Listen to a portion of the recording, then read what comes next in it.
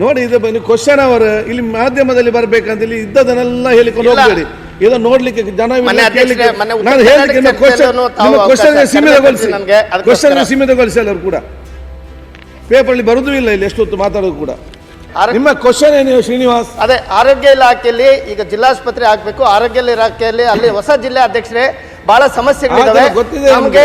ಅಲ್ಲಿ ಈ ವರ್ಷ ಮಾನ್ಯ ಮುಖ್ಯಮಂತ್ರಿ ನಿಮ್ಮ ಕ್ವಶನ್ ಕೇಳಿ, ನಿಮ್ಗೆ ಅಲ್ಲಿ ಜಿಲ್ಲಾ ಆಸ್ಪತ್ರೆ ಆಗಬೇಕು, ಜಿಲ್ಲಾಸ್ಪತ್ರೆ ಕೂತ್ಕೊಳ್ಳಿ ಹೇಳ್ತಾರೆ ಅವರು. ಜಿಲ್ಲಾಸ್ಪತ್ರೆ ಆಗ್ಬೇಕು. ಮಾನ್ಯ ಅಧ್ಯಕ್ಷರೇ ಕೊನೆಯದು ಒಂದು ವರ್ಡ್ ಹೇಳ್ಬಿಡ್ತೀನಿ.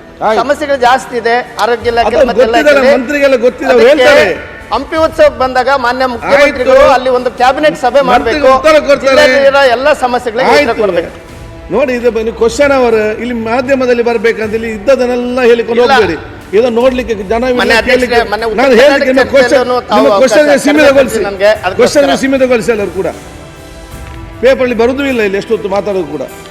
ನಮ್ಮ ಕಾರ್ಯಕ್ರಮಗಳನ್ನ ನೀವು ನೋಡ್ತಾ ಇದ್ರೆ ನಮ್ಮ ಚಾನೆಲ್ ಅನ್ನ ಸಬ್ಸ್ಕ್ರೈಬ್ ಮಾಡಿ, ಪಕ್ಕದ ಬೆಲ್ ಐಕನ್ ಒತ್ತಿ ನಮ್ಮನ್ನ ಬೆಂಬಲಿಸಿ. ಹಾಗೆ ನಮ್ಮ ಕಾರ್ಯಕ್ರಮಗಳನ್ನ ಲೈಕ್ ಮಾಡಿ, ಕಮೆಂಟ್ ಮಾಡಿ, ಅದನ್ನ ಬೇರೆಯವರಿಗೂ ವಾಟ್ಸ್ಆಪ್ ಮೂಲಕ ಶೇರ್ ಮಾಡಿ.